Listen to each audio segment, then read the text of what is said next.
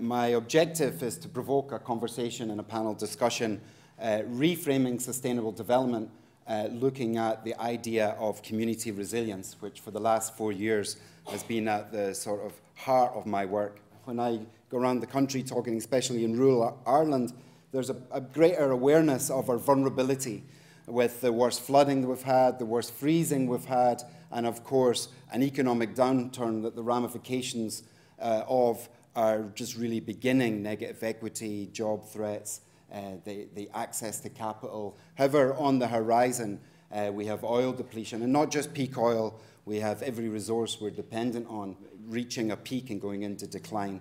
Of course, climate change is an issue that's now more and more affecting us. And then, of course, the climate justice issue, the people that have done least to impact the climate having to face most, and what's our responsibility? How do we engage with that? I love this quote from David McWilliams. It's from a TV show he did looking at the economic downturn. He said, like the ancient Mayans, we have reached peak everything: oil, land, population, climate, food, and water. But the question is whether we can manage the changes, or do we let the changes manage us?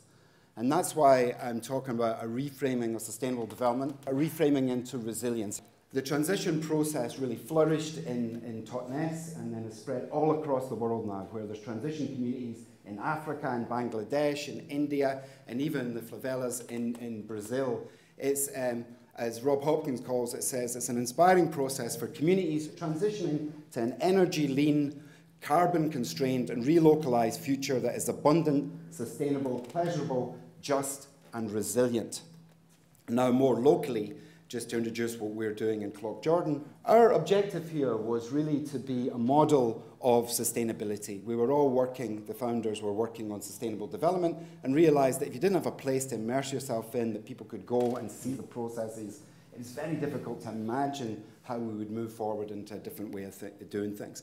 And really, as a place to immerse learners in a more active learning and a problem-based learning environment is what we're actually doing most work on. We have people like FASTA, who was very involved in the Sustainable Economics Foundation, now based in Cloughjordan. My own company, Cultivate, have an office in Cloughjordan. We're trying to attract more education providers to be a destination for this sort of active learning.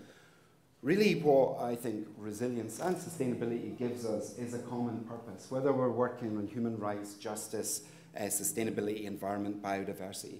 We have a common purpose, and this new system that's values-driven, healthy cultural values, intrinsic values, community-driven. We need to do things as communities, not just change our light bulbs, but change the way that we engage and participate in our communities, the way we produce our food and energy, and the things that we need, and not just here in the north, learning and sharing with the south. Our challenge as development educators is to live this, not to talk about it and then go back to the way that we're thinking, but to live these new values. What's great about that transition is every community can do this, and a city neighbourhood, a town, a village, a favela, a slum. Every community can consider how they not only reduce their carbon, which is vital, but at the same time build a resilience to cope, to change, and to adapt into the future. So I was wondering if you could talk a little bit about the values that you think we need to be giving consideration to. This is work from Oxfam, WWF, and a range of organisations based on 20 years of research by psychologists that says these are the sort of values in society. We all have them. It's just that the way we frame our messages engages certain values more. Where we framed our message through pop stars and activated these values of achievement, celebrity, status, power, rather than framing it through these values of universalism, which might actually get some action on the cause of poverty. But if we activate these values of self-direction, universalism, and benevolence in these sort of self-transcendence values, it's not to say that these values are bad, but it's just that we'll get more understanding and more action and behaviour change than framing our values in achievement and hedonism and power. And you said that there are localized movements popping up all over the world. Is there any, are they in any way linked? There's many networks, but what Transition has done is built a network of communities that are making this carbon reduction and building resilience. And so it's international now, well over it's only a few years old. 2005 in Kinsale in Ireland, it emerged and into Avoid, and so it grew rapidly.